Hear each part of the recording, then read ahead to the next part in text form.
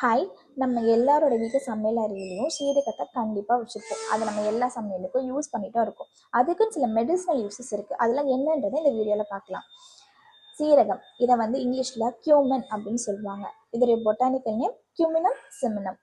இதோடைய சுவை கார்ப்பு இனிப்பு சுவையாக இருக்கும். இந்த சீரகத்தில் இருக்கிற கார்பனேட்டிவ் ஏஜென்ட், அதாவது அகற்றுவாய் அகற்றின்னு சொல்லக்கூடிய ஒரு சேகை இருக்கிறதுனால இது நம்ம வயிற்று பகுதியில் இருக்கிற கேஸை வெளியே அனுப்புறதுக்கு ஹெல்ப் பண்ணுது. ஸ்டொமேட்டிக் பசி தூண்டி அப்படின்னு சொல்லக்கூடிய சேகை இருக்கிறதுனால இது நம்மளோட டைஜஷனை என்ஹான்ஸ் பண்ணுறதுக்கு ஹெல்ப் பண்ணுது. மேலும் சீரகம் சாப்பிட்றதுனால வயிற்று நோய், ஈரல் நோய், கல்லடைப்பு போன்ற நோய்கள்லேருந்து நம்மளை விலக்கி உடலுக்கு வன்மையும் கண்ணுக்கு குளிர்ச்சியும் கொடுக்குது.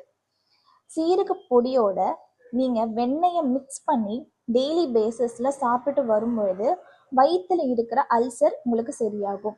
அதே மாதிரி சீரக பொடியோட நாட்டு சர்க்கரையை மிக்ஸ் பண்ணி நீங்கள் டெய்லி மார்னிங் அண்ட் ஈவினிங் சாப்பிட்டு வந்தீங்க அப்படின்னா அது உடலுக்கு வன்மையை கொடுக்கும்.